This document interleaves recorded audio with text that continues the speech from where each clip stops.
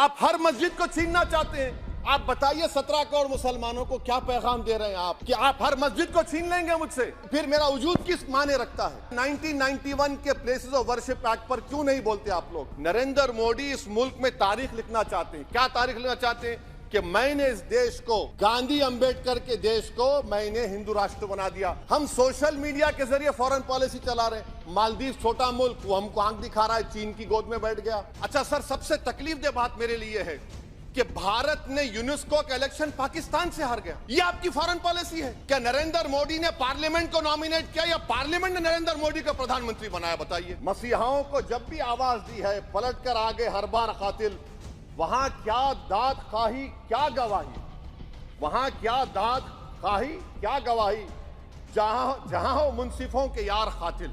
मैं बड़ी जिम्मेदारी के साथ कह रहा हूं कि मैं अपने बचपने में जब हिस्ट्री पढ़ता था तो मैंने एक स्टैचू की फोटो देखी थी, प्रीस्ट किंग ऑफ मोहनजोदारो। ऐसा लगता है कि वैसा ही लग रहा है कि प्रधानमंत्री नहीं है बल्कि पुजारी सम्राट बन चुके हैं वो। और मैं क्यों कह रहा हूं कि हमारे सदर जमहूरिया ने कहा था कि 22 जनवरी एक तारीखी दिन है, बिल्कुल तारीखी दिन है। 22 जनवरी की बुनियाद 6 दिसंबर 92 को रखी गई। 22 जनवरी की बुनियाद 86 में ताले खोलकर रखी गई। 22 जनवरी की बुनियाद जीबी पंत ने रखी थी, इसीलिए तारीखी दिन है। और तारीखी दिन इसलिए भी है कि सर इसी ऐवान में 16 दिसंबर 1992 को हमने एक रेजोल्यूशन पास किया था। आप बताइए कि आज इस मुल्क में चाहे कोई सेकुलर पार्टी का हो या जो भी हो, वाले सब सेकुलर है, बुरा मैं हूं, किसी में हिम्मत नहीं है कि 6 दिसंबर की बात की जाए। और वो तारीखी दिन इसलिए भी है सर, इंसाफ करने वालों में एक एनसीएलटी के चेयरमैन, एक गवर्नर और एक नामजद शुदा रुकने पार्लियामेंट बैठे हुए थे। अब आप बताइए मेरे पास बचा क्या है? बचा यह है कि आर्टिकल 32 बचा है जिसको बाबा साहब अम्बेडकर ने दिया। आज मुल्क के 17 करोड़ मुसलमान भारत के वजीर आजम पर एतमाद भरोसा नहीं करते, बिल्कुल नहीं करते, बता रहा हूं, खुल के कह रहा हूं। अगर आप आर्टिकल 32 का ड्यू प्रोसेस ही खत्म कर देंगे तो फिर मेरे पास क्या बचेगा सर? क्या बचेगा? मैं तो यहां खड़े होकर वो सुप्रीम कोर्ट के मायानाज बेबाक वकील दुष्यंत दवे की तरह तो नहीं कह सकता। मुझे आज भी रूल ऑफ लॉ में भरोसा है, मुझे आज भी कानून पर, संविधान पर भरोसा है, मगर ड्यू प्रोसेस तो फॉलो होना चाहिए। ड्यू प्रोसेस फॉलो नहीं हो रहा। एक तारीखी दिन 22 जनवरी था, एक तारीखी दिन 31 जनवरी था। सर रात के अंधेरे में अपील किए बगैर आप आरे लेकर रास्ता खोल देते हैं। क्या पैगाम दे रहे हैं सर? 600 साल की मेहरौली की मस्जिद को बगैर को नोटिस दिए आपने डिमोलिश कर दिया। मैं जिम्मेदारी के साथ कह रहा हूं कि भारत के प्रधानमंत्री और उनकी सरकार भारत के मुसलमानों से उनकी शनाख्त को छीनना चाहते हैं। ख्वाजा अजमेरी के आस्थाने पर चादर बिछाइए, मगर आप जो चादर मुझसे छीनना चाह रहे हैं मेरी मस्जिद है। आप हर मस्जिद को छीनना चाहते हैं। आप बताइए 17 करोड़ मुसलमानों को क्या पैगाम दे रहे हैं आप कि आप हर मस्जिद को छीन लेंगे मुझसे, फिर मेरा वजूद किस माने रखता है? मेरा शनाख्त क्या माने रखता है? रूल ऑफ लॉ क्या माने? अच्छा 1991 के प्लेसेस ऑफ वर्शिप एक्ट पर क्यों नहीं बोलते आप लोग? आप उस पर कायम है नहीं है। आप 500 साल की बात करते, मैं आपसे कहता हूं भाई 500 साल पे मत जाइए, बौद्ध पे जाइए, जैनिज्म पे जाइए, शैविज्म पे जाइए, कहां रुकेंगे? अरे इस देश को आजादी मिली 47 में, संविधान मिला हमको बाबा साहब अम्बेडकर का बराबरी का। उससे पहले तो राजा रजवाड़े थे, जमहूरियत नहीं थी, लोकतंत्र नहीं था, मगर आप उसको उस बारे में लेके जाते। अरे 500 साल आगे क्या होगा बताइए? आप किसी एक सिविलाइजेशन, सर अंग्रेजी में किसी ने कहा था, civilization can not be rewritten by hatred, history can not be corrected by demolition. आप ये नहीं कर सकते। और मैं उम्मीद करता हूं कि जब मौर्रिख तारीख लिखेगा, नरेंद्र मोदी इस मुल्क में तारीख लिखना चाहते हैं। क्या तारीख लिखना चाहते हैं? कि मैंने इस देश को, गांधी अंबेडकर के देश को मैंने हिंदू राष्ट्र बना दिया। मैं उम्मीद करता हूं कि हमारे भारत के हमारे हिंदू भाई देश के प्रधानमंत्री की सोच को नाकाम करेंगे। उन पर है, अब देखते हैं क्या होता है। सर नेबरहुड फर्स्ट की पॉलिसी है। नेबरहुड फर्स्ट क्या हो रहा है सर? हम सोशल मीडिया के जरिए फॉरेन पॉलिसी चला रहे हैं। मालदीव छोटा मुल्क, वो हमको आंख दिखा रहा है, चीन की गोद में बैठ गया।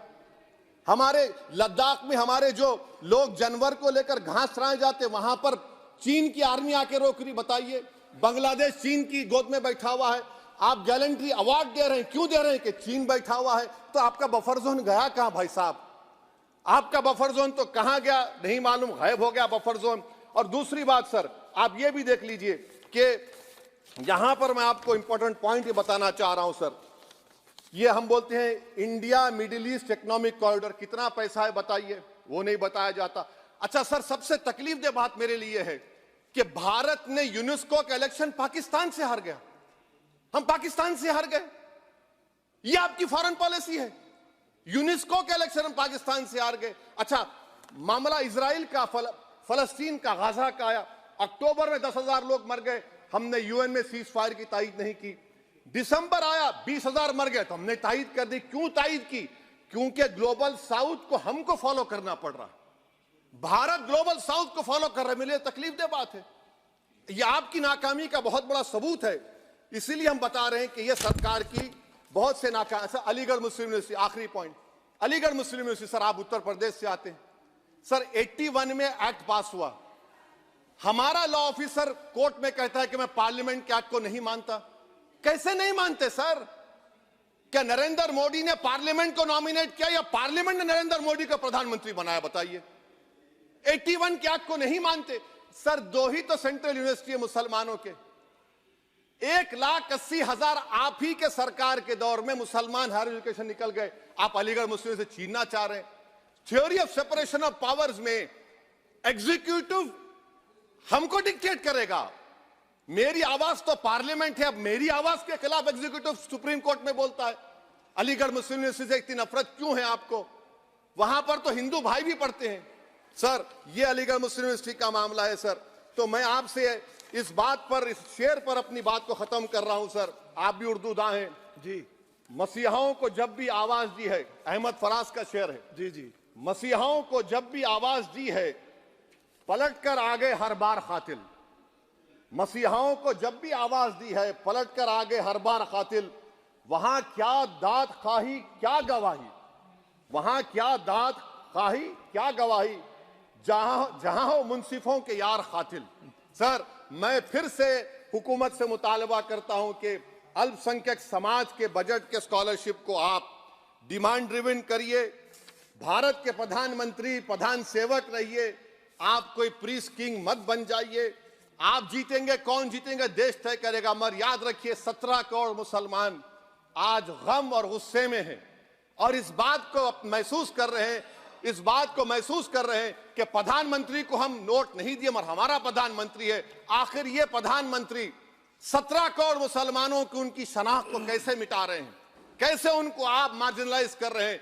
इसीलिए सर, मैं उम्मीद करता हूं कि हमारे सेक्युलरिज्म जो है वो, मैं पॉलिटिकल सेक्युलरिज्म कभी नहीं माना, जो सेक्युलरिज्म संविधान में लिखा गया उसकी हिफाजत करेंगे। मुल्क अहम है, वरना याद रखिए आप चुनाव जीते हैं हारे, मगर अगर आप 17 करोड़ एक जनता को आप गैर यकीनी कैफियत पैदा कर देंगे, ये देश के हित में नहीं होगा। बल्कि हम तो उम्मीद कर रहे हैं कि ड्यू प्रोसेस अदालत फॉलो करेगी। अदालत अगर एक तरफा फैसले करेगी तो गलत होगा।